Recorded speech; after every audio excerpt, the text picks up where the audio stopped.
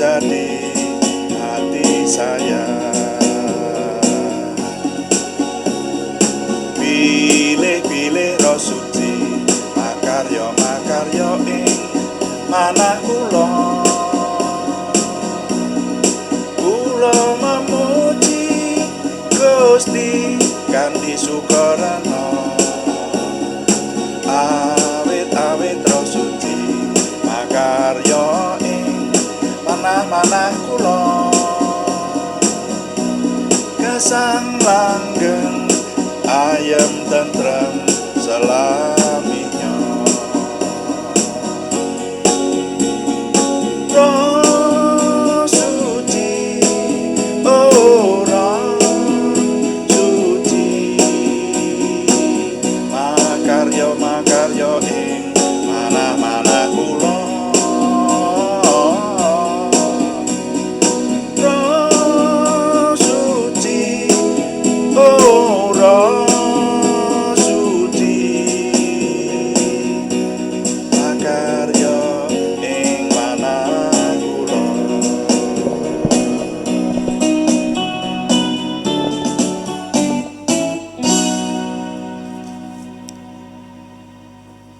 Bapa, kami mengucap syukur untuk malam hari ini. Tuhan memberkati doa malam kami. Kami mempersembahkan doa malam ini, semuanya kami dedikasikan untuk menjadikan nama Tuhan dimuliakan dan kami semua diberkati. Terima kasih Bapa di surga.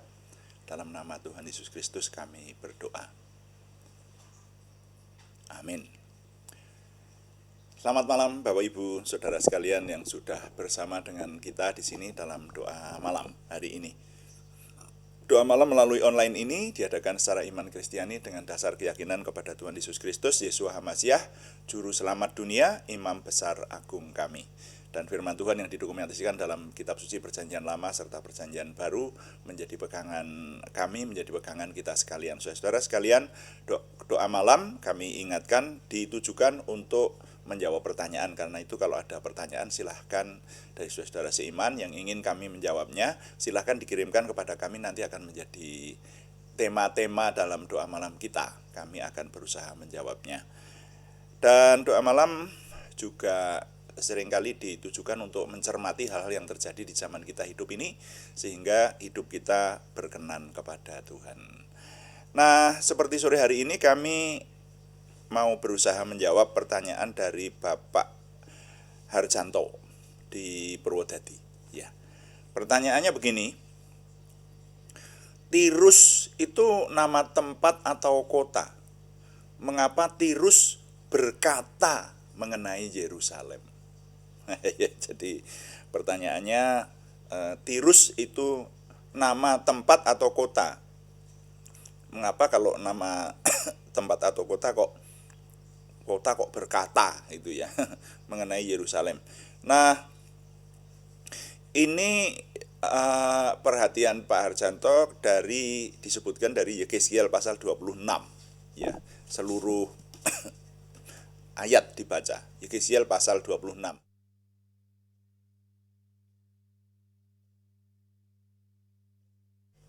Kami akan berusaha menjawab, paling tidak menjadi 2 kali jawaban. Kali ini yang pertama ya. Judul renungan sore hari ini memahami Tirus ya. Memahami Tirus. Mari kita baca dulu Yeskiel pasal 26, kita baca ayat 1 sampai 3 saja yang ditanyakan oleh Pak Pringgo Sri Harjanto ya. Saya baca Yeskiel pasal 26 ayat 1. Mulai. Pada tahun ke-11 dalam bulan yang tertentu, pada tanggal 1 bulan itu datanglah firman Tuhan kepadaku. Hai anak manusia, oleh karena Tirus berkata mengenai Yerusalem, syukur, sudah rusak pintu gerbang bangsa-bangsa itu. Ia akan beralih kepadaku sehingga aku menjadi penuh, tetapi ia menjadi reruntuhan. Oleh sebab itulah, beginilah firman Tuhan Allah. Lihat, aku menjadi lawanmu, hei Tirus. Aku akan menyuruh bangkit banyak bangsa melawan engkau, seperti lautan menimbulkan gelombang-gelombangnya. Nah, sampai di situ dulu pembacaan saya. Jadi, menjawab pertanyaan Pak Harjanto, Saya sore ini ingin mengajak Pak Har dan juga saudara yang menyimak untuk memahami Tirus lebih dulu. Ya, sebelum saya mencoba menjawab mengapa Tirus berkata tentang Yerusalem. Ya, jadi memahami tentang Tirus, Tirus itu nama kota Pak Har. Ya, Tirus itu nama kota pelabuhan yang ada di sebelah utara dari kerajaan umat pilihan Tuhan. Nah, di dekat situ ada kota namanya Sidon. Makanya seringkali di dalam catatan Alkitab itu disebutkan, bahkan Tuhan Yesus disebutkan berjalan sampai di daerah Tirus dan Sidon gitu. Jadi dua kota itu seringkali digabungkan menjadi satu ya. Nah, Tirus itu sejak lama sudah dikenal nama kota Tirus itu dan sempat menjadi ibu kota kerajaan, yaitu kerajaan Fenisia. Kita kalau mengingat kata Fenisia, maka kita ingat Tuhan Yesus pernah menyembuhkan anak seorang perempuan dari Siro Fenisia gitu. Jadi itu daerah di luar umat pilihan Tuhan. Ya, kalau zaman dulu disebut daerah kafir seperti itu. Nah, sejarah kerajaan Fenisia ini mengalami pasang surut, saudara. Ya, nanti kalau kita mencari referensi, maka kota Tirus atau kerajaan Fenisia ini sempat menjadi kerajaan merdeka. Tapi kadang-kadang ada di bawah jajahan negara lain. Ya, kadang-kadang diserang musuh sampai habis-habisan seperti itu. Jadi taklukan. Karena kota Tirus itu diperkirakan sudah ada sejak kurang lebih 2700 tahun sebelum Masehi. Jadi ini kota tua, saudara, ya. Kota pelabuhan, kota tua dan cukup dikenal rupanya, ya. Itu kota Tirus. Jadi kalau ditanyakan oleh Pak Har tadi, Tirus itu nama tempat atau kota atau apa gitu, kok dikatakan berkata mengenai Yerusalem gitu. Yang berkata itu kan orang, bukan kota, kan seperti itu ya. Nah, besok akan kita teliti mengenai hal ini. Tapi kali ini saya ingin mengetengahkan dulu pemahaman mengenai Tirus itu dulu. Nah, Tirus sebetulnya tidak termasuk dalam wilayah dari kerajaan umat pilihan Tuhan. Ya. Jadi kalau kita mengamati maka hampir seluruh isi Alkitab itu menjelaskan sentralnya adalah di kerajaan umat pilihan Tuhan. Pemilihan Abraham sebagai orang yang terpilih, ya, sebagai seorang yang menerima janji Tuhan bahwa keturunannya akan menjadi bangsa yang besar di bumi, gitu. Jadi Abraham itu yang dipahami kemudian menurunkan bangsa-bangsa di Timur Tengah, saudara, ya, baik dari keturunan Ishak maupun dari keturunan Ismail, gitu. Nah, lalu sejarah hidup dari keturunan Abraham inilah yang kemudian banyak dituliskan di Alkitab, ya.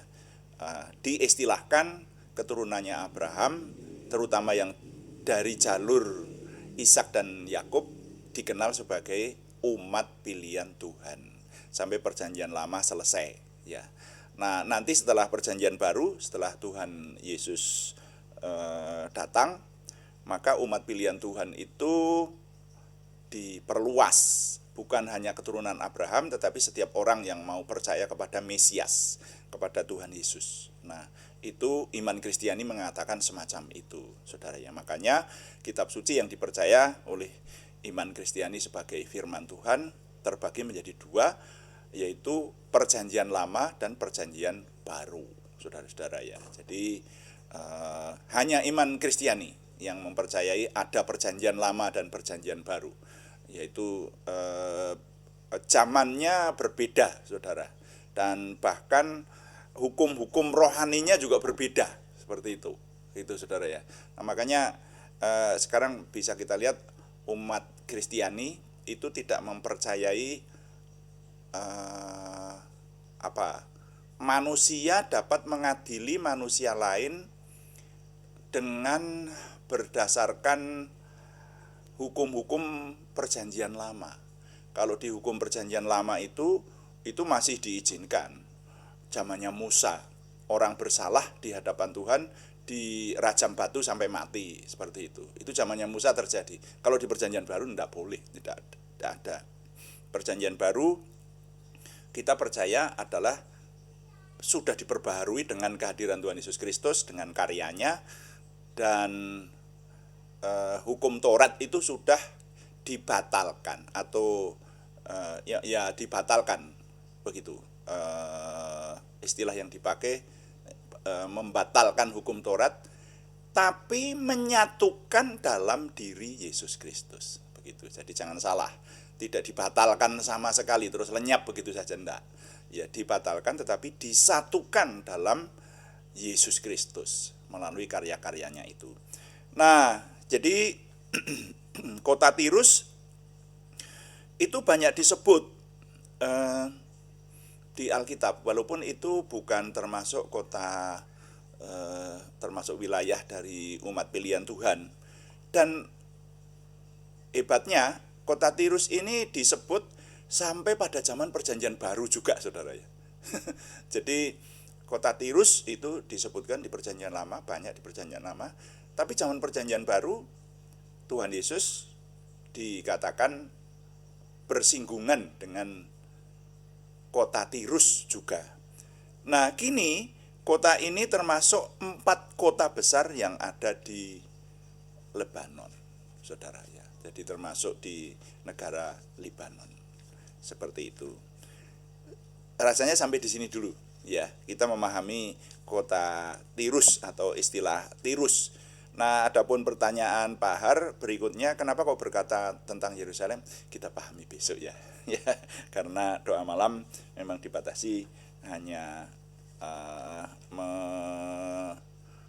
mencermati hal-hal yang sederhana dulu dan waktunya tidak terlalu lama. Ya, ini berdasarkan usulan teman-teman juga supaya kalau renungan jangan terlalu lama begitu. Jadi didengarkan dalam waktu pendek, singkat, padat, tetapi memberikan pemahaman yang cukup baik mengenai pengenalan akan Tuhan.